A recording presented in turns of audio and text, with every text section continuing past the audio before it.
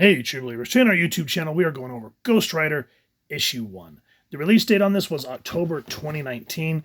This was in the fallout of Doctor Strange, the Doctor Strange Damnation arc, where Doctor Strange tries to bring everybody back from Las Vegas that died during the horrible, oh man, I can't remember the name of it now, where Steve Rogers is a clone and Hydra took over the world. Secret Empire.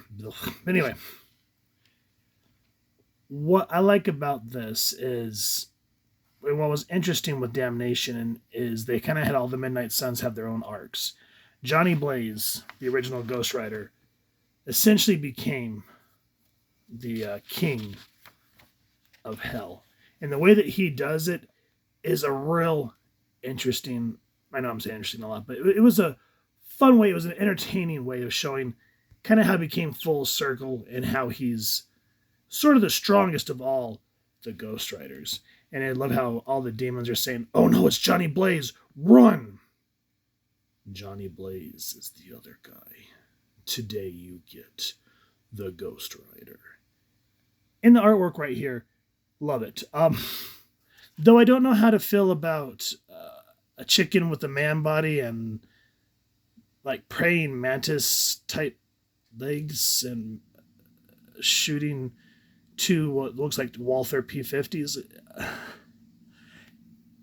Whatever. It works for this. And Blaze has just been noticing that since he took over that there's been a lot of escapes. So like this, he says, "This is the third escape attempt I've busted in the last week. Where are the others headed to, Batrong?"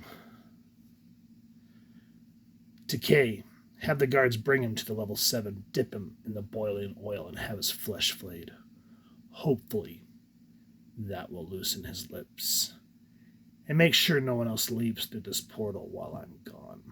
So the portals from hell have been opening up all over Earth.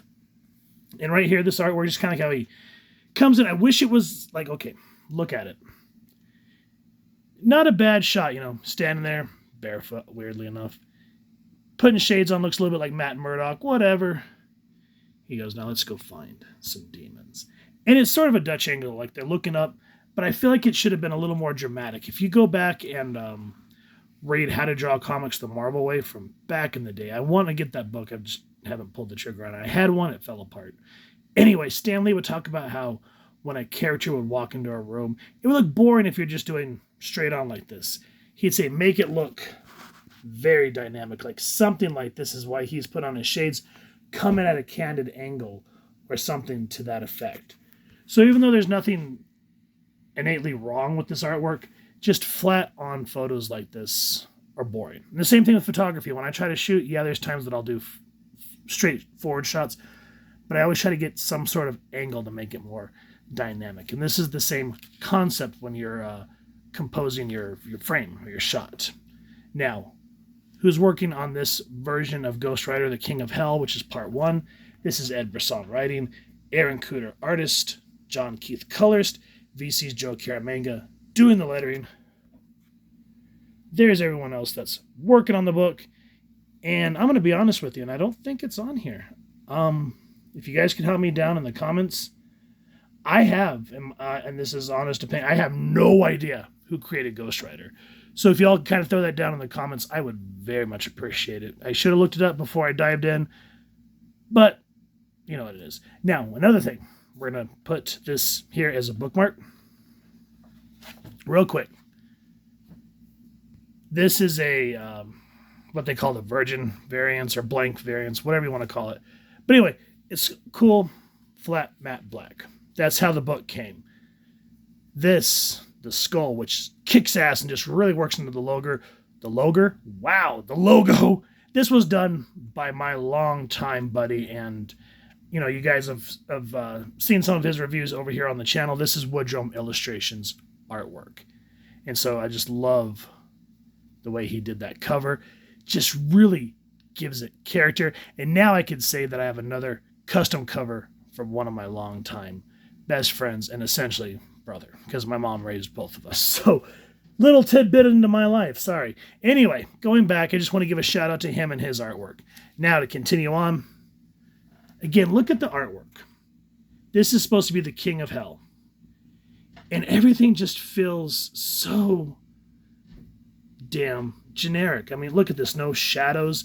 It just looks very stock, as you would call it. Like someone took a 3D model and just worked over. All the characters just look very expressionless and blank. It's when we get into up close panels like this where you start to kind of feel the comic, like this where Matt, oh my God, I'm so used to him looking like Matt Murdock without the red hair. He goes, it's been so long since I drew a breath that didn't reek of rot and blood and brimstone and who knows what else. Missed this, but something else under it. Sin. Everyone's drenched in it like cheap cologne, assaulting my senses, overwhelming me. And someone bumps into him, I could always sense it faintly. But now it's like it's been cranked up to 11, calling to me, begging me to act. And then, of course, the damn moron. But see, when you kind of get the artist here, when they get up close like this looks great. But when we get to the more wide establishing shots, they look like ass. No offense. I'm not trying. Let me make a thing here. I'm not bashing the art. I'm not bashing the artist. Let's get away from that. Just as a longtime comic reader and putting this up against like panels you'd see from Kirby or Ditko or God, when I try to think of names off the top of my head and I just draw a blank and sound like an idiot. But you guys kind of get Neil Adams. There we go. And then you see stuff like this and you're just like, what the hell happened? Why does everything look bland? And even here, even the fight, this part, whatever. This is another Ghost Rider. We'll get to his name in a minute. I can't remember off the top of my head. But again, this artist, you can see where his strength is. It's in close-ups. Because look at how he just lets them beat him, and he goes, I can feel you, spirit of vengeance, poking at my insides, trying to take controls.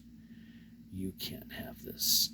This fight is mine. So when you get in the up-close and personal panels, that's when it shines. But then we get to the wider shots, and again, it just looks stock. I'm not drawn in. And here, look at this. Look at the perspective. This is his ex. What's this guy's name? You give me a minute and I will find it. I bet you I will, huh? Nope. Wait. Nope. I cannot find his name. I'm sure that you guys have read this. You'll, Danny, I think is his name. We'll go with that. But this is his ex coming into the bar. She's a cop, talking to him about the fight that he just had. The bartender, who's kind of throwing in comments here or there, she's way out of panel. Look at all this dead space. Same here, just flat on. It should have been, like, in my personal opinion, this should have been the bar.